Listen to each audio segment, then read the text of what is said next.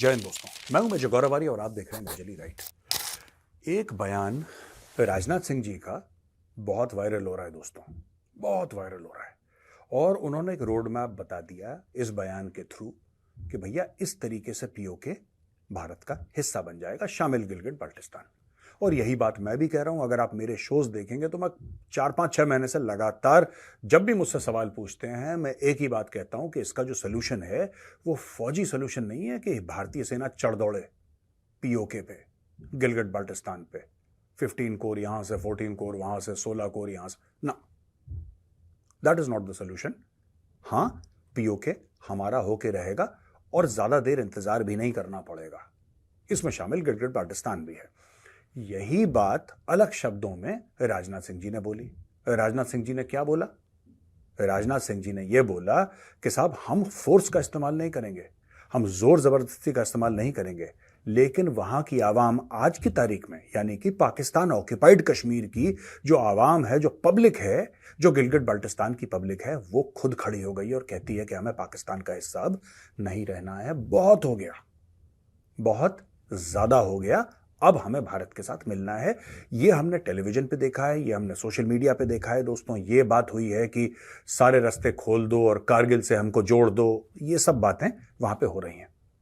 कारगिल के उस तरफ है गिलगिट बाल्टिस्तान, जाहिर सी बात है वो लोग भारत में शामिल होना चाहते हैं। जो पीओके के लोग हैं, पीओके वो एरिया है जिसको दोस्तों पाकिस्तानी बड़े फख्र के साथ आजाद कश्मीर बोलते हैं।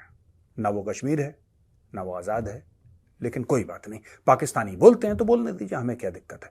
अब प्रॉब्लम क्या हो रही है मैं आपको बताता हूं। बात यह है कि माननीय रक्षा मंत्री जी ने बोल दिया और ये बात ठीक भी है।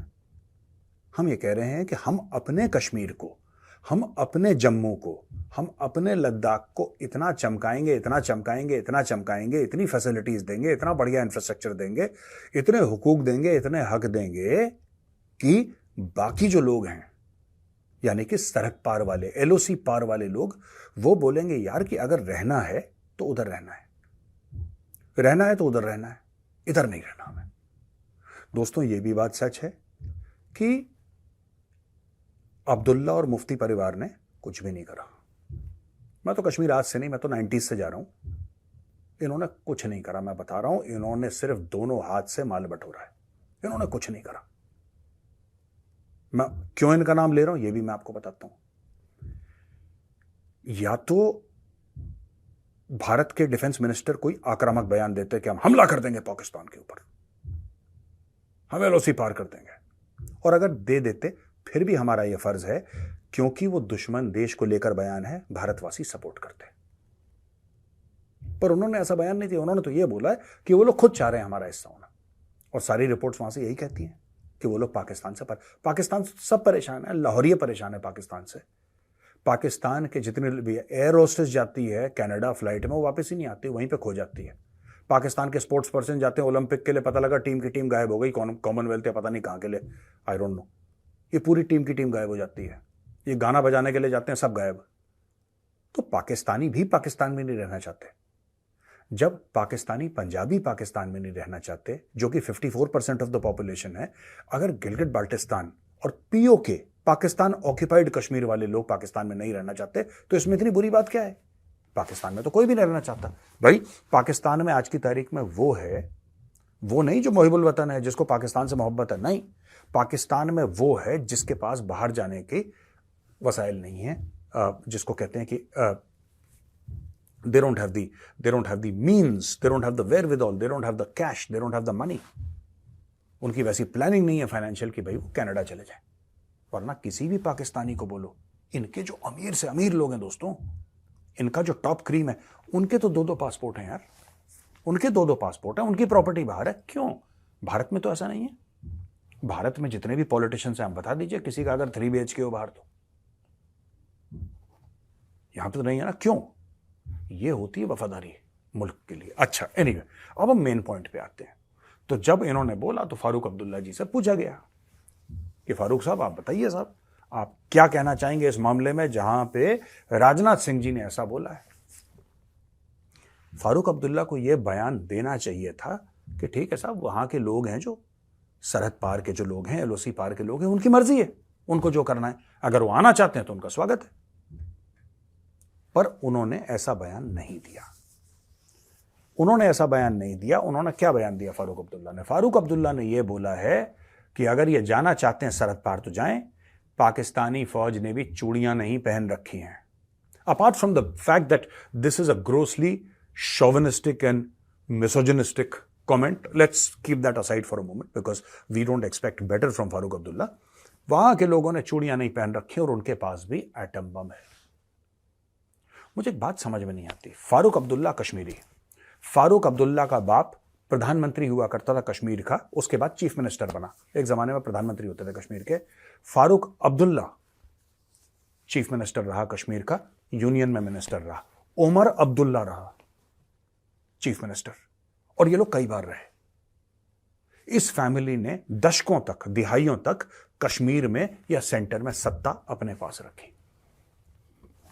मैं एक बात बताऊं दोस्तों आपको, आप कुछ लोगों के लिए कितना भी कर दो यार, आप कुछ कर दो इनके लिए, आप इनके लिए जमीन पे लेट जाओ, आप अपना दिल निकाल के रख दो, जिसकी हड्डियों के गूदे के अंदर गद्दारी घुस चुकी है वो कभी इस मुल्क का वफादार नहीं हो सकता। जिसके ब्लड में, जिसके खून में गद्दारी घुस चुकी है, आप कुछ दे दो यार।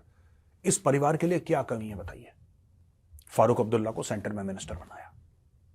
आपको पता है महबूबा मुफ्ती का बाप भारत का होम मिनिस्टर था, पता है आपको? वो महबूबा मुफ्ती जो भारत के लिए जहर उगलती है, वो चीफ मिनिस्टर भी था कश्मीर का, वो यूनियन होम मिनिस्टर था। और वो तब होम मिनिस्टर था जब पंडितों के ऊपर जुल्म हुआ, जब पंडितों का जेनोसाइड हुआ, कश्मीरी पंडितों का ना, जब हिंदुओं को मारा गया वहां पे, रलिफ गलिफ चलिफ वाला जो मामला था, ही वॉज देयर। और उस समय चीफ मिनिस्टर कौन था? ये 2 दिन पहले भाग गया था, ये फारूक अब्दुल्ला। तो ये लोगों ने, देखिए बात यह है ना, ये बात करते हैं डेमोक्रेसी की, ये बात करते हैं लिबरल वैल्यूज की, ये बात करते हैं कॉन्स्टिट्यूशन की, लेकिन ये आस्तीन के सांप हैं दोस्तों। इनकी कथनी और करनी में फर्क है। जो लोग उर्दू समझते हैं, मैं आपको बता दूं, उर्दू में इनके कॉल और फेल में फर्क है। ये कहते कुछ हैं, करते कुछ हैं। कल अगर मोदी जी ये बोलें कि फारूक अब्दुल्ला साहब हम आपको सेंटर में मंत्री बना रहे हैं, कैबिनेट मिनिस्टर, यही फारूक अब्दुल्ला घुटनों के बल दिल्ली जाएगा और मोदी जी के जूते चाटेगा। यही फारूक अब्दुल्ला जो कहता है कि उनके पास एटम बम है, ये राम के भजन गा रहा था, प्रभु श्री राम की तारीफ में भजन गा रहा था ये आदमी। और यही आदमी कट्टर इस्लाम की भी बात करता है। ये लोग दोनों तरफ से खेलते हैं।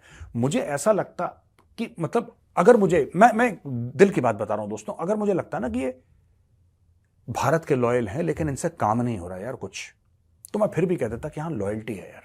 लॉयल्टी बाइनरी होती है, 0 और 1। You can't be sort of loyal, इधर यूर लॉयल और यूर डिसलॉयल। और इनको नहीं आता, फिर इनको सपोर्ट देके किसी तरीके से करवा देते। लेकिन अगर आपका डीएनए खराब है, लेकिन अगर आपके खून में खराबी है, फिर आपको कोई नहीं बचा सकता। सोचिएगा जरा, वो पाकिस्तान की तरफदारी करके ये कह रहा है कि पाकिस्तान के पास एटम बम है।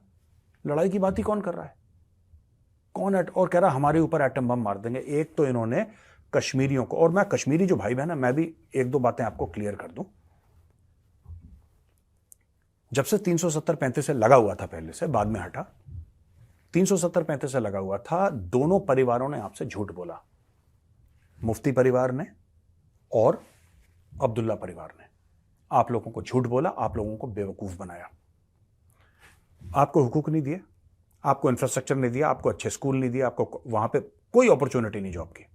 बस इन लोगों ने आपको डरा के क्या कि 370-35 से हट जाएगा तो आपके घर चले जाएंगे, दिल्ली से लोग आएंगे, आपकी जमीन हड़प लेंगे। कितने, मैं कश्मीरी भाई बहनों से यह पूछना चाहता हूं, दिल्ली से कितने लोग आए और कश्मीर की कितनी जमीन बिक गई? अगर आपकी नहीं बिकी तो आप किसी को जानते होंगे, क्योंकि कश्मीर इतना सा तो है यार, 80/40 का तो कश्मीर है, 80/40 का तो कश्मीर है। कितना बड़ा है कश्मीर? जम्मू ले लो, जम्मू का बता दो, लद्दाख का बता दो। कितने लोग हैं जो 370-35 के बाद जिन्होंने यह बोला है कि कश्मीर में हमने अपना घर बनाना है, हमने प्लॉट लेना है, कश्मीरी की जमीन छीननी? आप बता दो, आप बता दो कि इतने इतने लोगों ने हमारी जमीन छीन ली। भाई आपकी जमीन अगर आप ना बेचो तो किसी का बाप आपकी जमीन नहीं ले सकता। राइट टू प्रॉपर्टी एक फंडामेंटल राइट है। किसी का बाप आपकी जमीन नहीं ले सकता अगर आप ना बेचना चाहें तो। और जब सरकार सड़क बनाने के लिए या कोई चीज सेटल करने के लिए, एयरपोर्ट बनाने के लिए, जब यहां पे भी उत्तर प्रदेश की तो बात मैं कह सकता हूं, मुझे और का नहीं पता, यूपी में जब किसानों से जमीन लेती है ना, किसानों से जमीन, आपको पता है कितना मुआवजा मिलता है? 4 गुना 5 गुना। अगर जमीन का दाम 1 एकड़ का दाम, उदाहरण के लिए 1 एकड़ का दाम अगर 1 करोड़ है तो 4-4 5-5 करोड़ रुपए 1 एकड़ के सरकार 4 गुना 5 गुना दाम देती है। इन्होंने आपको झूठ बोला कि दिल्ली से आएगा, खा जाएगा सब। कितने साल हो गए 370-35 से हटे हुए? कौन कौन आया दिल्ली से, क्या क्या खा गया? ये सब झूठ की राजनीति है, फरेब की राजनीति है अब्दुल्ला और मुफ्ती परिवार की। और मैं आपको बता रहा हूं, ये सिर्फ, ये दिल से मैं बता रहा हूं, ये रेडिकल इस्लामिस्ट है दिल से। ये रेडिकल इस्लामिस्ट हैं दिल से, ये फरेब का इस्तेमाल करते हैं। कभी प्रभु श्री राम के भजन गाए, कभी कॉन्स्टिट्यूशन। इनके दिल में कॉन्स्टिट्यूशन नहीं है, इनके दिल में श्री राम नहीं है, इनके दिल में फरेब है, इनके दिल में कपट है, इनके दिल में वही आइडियोलॉजी है जो अलकायदा की है दोस्तों। क्योंकि ये जो बात फारूक अब्दुल्ला ने कही है, ये वही कह सकता है जो पाकिस्तान का लॉयल है। ये वही आदमी कह सकता है जो पाकिस्तान का लॉयल है। कोई इंडियन ये बात नहीं कह सकता, क्योंकि राजनाथ सिंह जी ने ये बोला ही नहीं कि हमारी फौजें चढ़ दौड़ेंगी। उन्होंने बोला ही नहीं ये बात। उन्होंने बोला है कि साहब, वो खुद कह रहे हैं हमसे शामिल होना है, और कह भी रहे हैं एटम बम है, हमारे ऊपर एटम बम मारेंगे। इन्होंने, बताओ क्या, एक छोटी सी चीज और बता दूं आपको कश्मीरी भाई बहनों, इन्होंने आपको यह बता के रखा कि आप बहुत अहम हैं, जम्मू और कश्मीर वाले लोग बहुत सबसे ज्यादा अहम है, आप में कुछ ऐसा स्पेशल है कि पूरी दुनिया आप लोगों के पीछे पागल हो रखी है। ये आपको इन्होंने 70 साल से यही चूरन बेचा कि आप पता नहीं आप में कुछ ऐसा है कि दुनिया आपको देखते बावली हो जाती है। कुछ लोग पागल से हो जाते हैं कि यार कश्मीर से आया, जम्मू से है। भाई ऐसा कुछ नहीं है। मेरे लिए कश्मीरी उतना ही अहम है जितना मेरा तमिलनाडु की भाई बहन है। मेरे लिए कश्मीरी उतना ही अहम है जितना उत्तर प्रदेश का भाई बहन है। क्योंकि ये भारत में सब लोग बराबर है ना, हम लोग, यही तो कॉन्स्टिट्यूशन है हमारा। यहां पे बात बराबरी की हो रही है। इनको बराबरी नहीं चाहिए, इनको स्पेशल स्टेटस चाहिए। क्योंकि वो जो स्पेशल स्टेटस था 370-35 से, वो आम कश्मीरी को ये बोलता था कि देखो तुम भारत से अलग हो, तुम भारत से अलग हो, और दुनिया में अगर कोई स्ट्रेटेजिक लोकेशन है तो जम्मू कश्मीर है। तुम्हारी वजह से 3rd वर्ल्ड वॉर हो सकता है, तुम्हारी वजह से न्यूक्लियर वॉर हो सकता है, तुम्हारी वजह से भारत और पाकिस्तान की लड़ाइयां हुई हैं, आगे भी हो सकती हैं, तुम्हारी वजह से पूरी दुनिया में कलेश हो सकता है। तुमसे इंपॉर्टेंट कोई है ही नहीं। और मोदी जी और अमित शाह जी ने सिर्फ एक बात बोली कि जम्मू और कश्मीर के भाई बहन भी हमारे लिए उतने ही आवश्यक हैं, उतने ही जरूरी हैं, उतने ही हमारे दिल के करीब हैं जितना केरल के भाई बहन, जितना कर्नाटक के भाई बहन, जितना नागालैंड के भाई बहन, या जितना गुजरात, उत्तर प्रदेश, मध्य प्रदेश, राजस्थान, पंजाब के भाई बहन।